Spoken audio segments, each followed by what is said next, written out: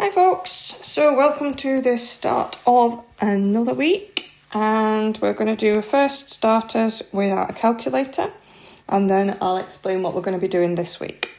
So first of all, going back to our money work, Jay earns £13 per hour. Find out how much Jay would earn if he worked 9 hours, and we don't need to use a calculator for this. If he works 9 hours at £13 an hour, then we need to work out 9 times 13. And remember, 9 times 13 is the same as 13 times 9. So we can just do that as a chimney sum.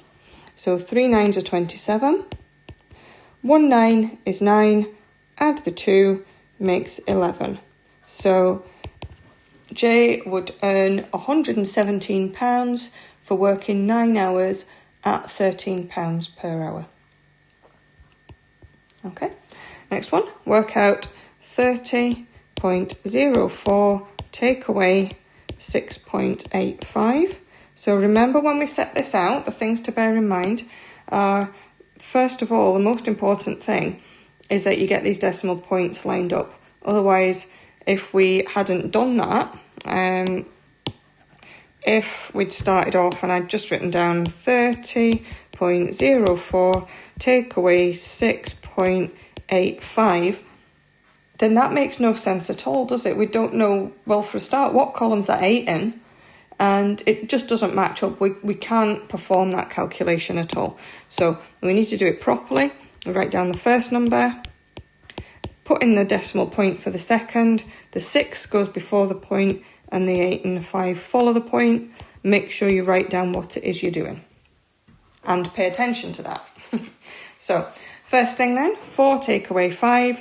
We can't do that in the context of a sum like this, so we have to borrow. So we go to the next door neighbour, but they haven't got any. So they need to go to their next door neighbour to borrow, but they haven't got any either. So these people go to their next door neighbour and they have got some. So they borrow 1 from their next door neighbour. Now, this person can borrow from their next door neighbour, and then we can borrow from our next door neighbour. And then we can get on with it. So 14 take away 5 is 9. 9 take away 8 is 1.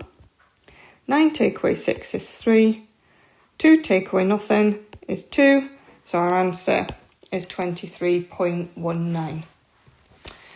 Okay, so well done with those. Now we're going on to looking at measurement this week. We're going to look at units of measure. We're going to look at converting between units, and we're going to look at how we measure. Okay, so what I want us to think about is, if we've got a box of packs of crisps, like they have to put out onto the shelves at supermarkets, what might we want to measure about that box? What could we measure about that box? So I want you to pause the video and have a little think about what you could measure about that box. Okay, hopefully you will have come up with some of these things. So, a box of packets of crisps. We might need to know the length of the box.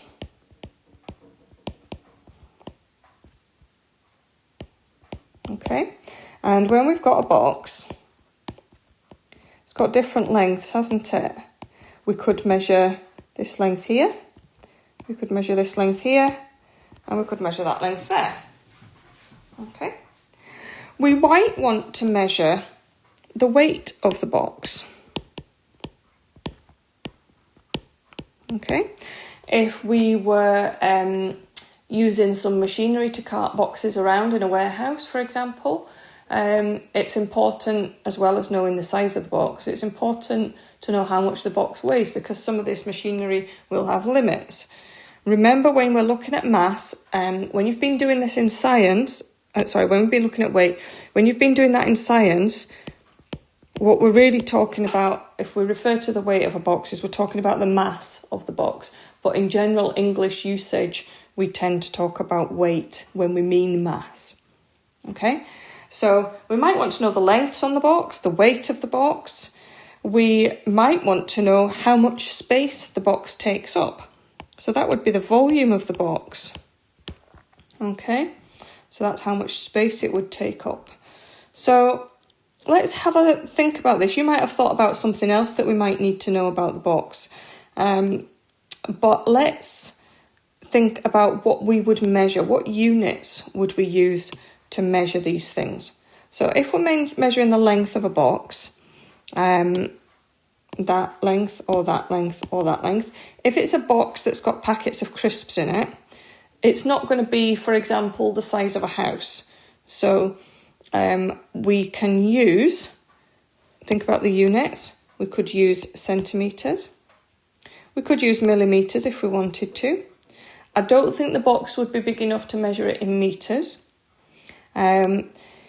These are the metric units of length we might use. If we were using imperial units, which maybe your parents or grandparents talk about, we could measure this in inches.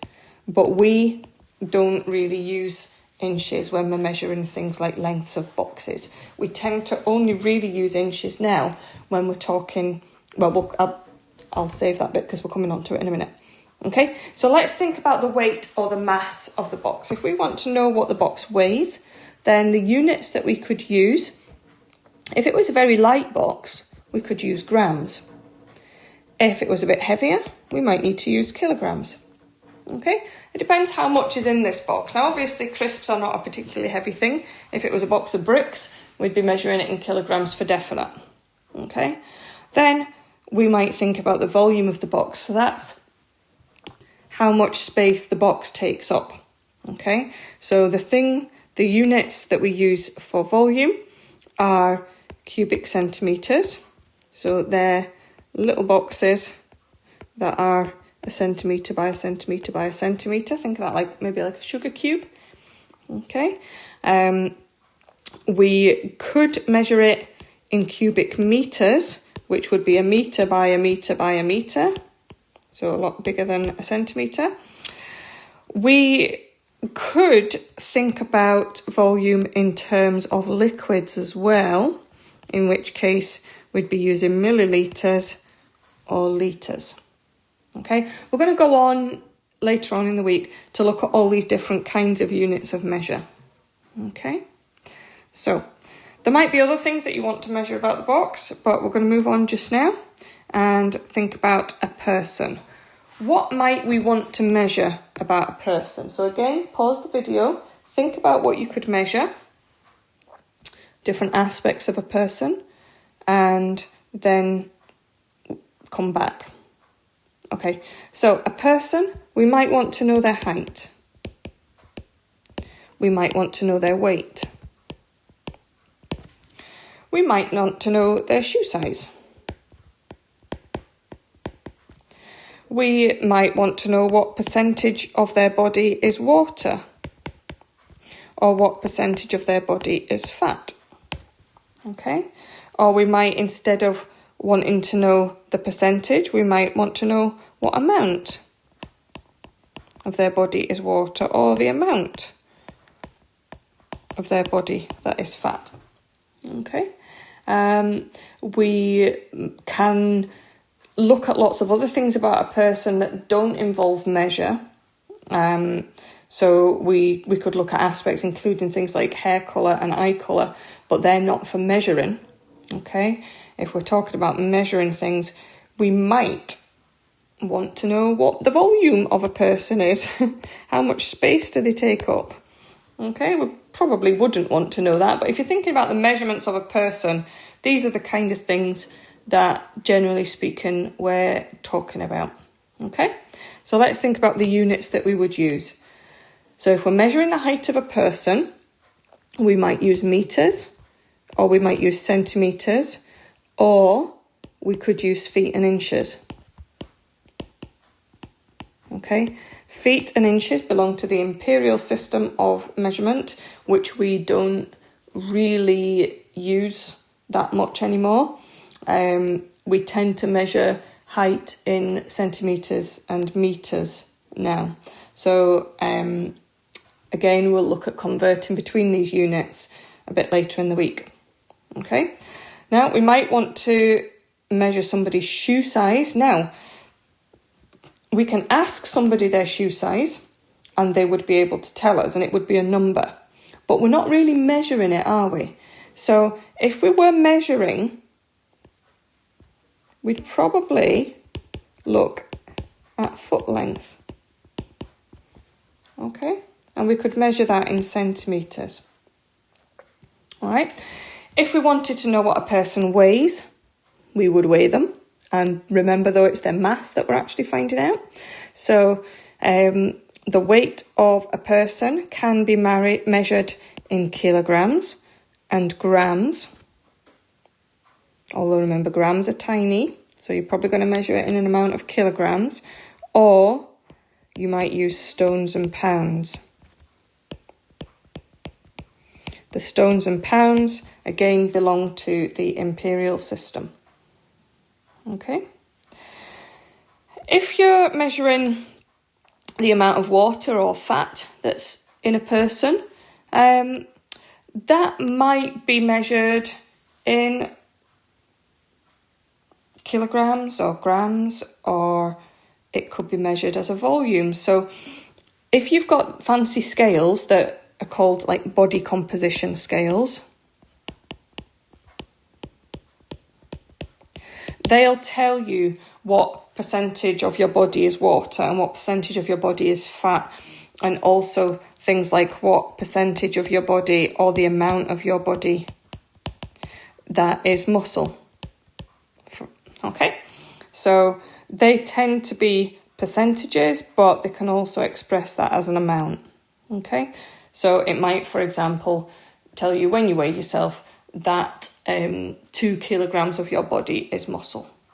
Okay, and volume then, well, I'm not really sure why you'd want to find out the volume of a person, because the other things that we've looked at are far more of a visible measure.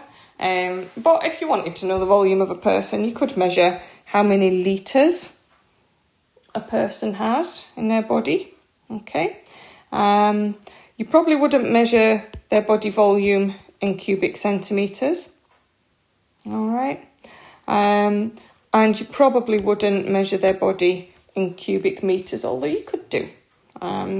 So that's how much space a person would take up. But there's not really much call for finding the volume of a person, is there?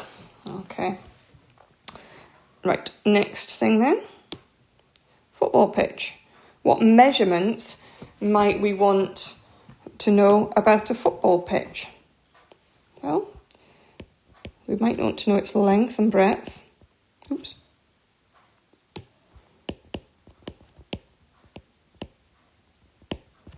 We might want to know its area. Is there anything else we would want to know in terms of measurements? There might be, but these are the main things, aren't they? So the length and the breadth of a football pitch, what units would we use for that? Well, we talk about the length of a football pitch in metres. Okay? And so the area of the football pitch would be measured in square metres. Okay? So remember, when you see a little 2 up beside a unit of measure, it means it's square units. Okay? So we're going to go on during the week to look at all these different kinds of measurements and how we convert between them and how we do calculations with them.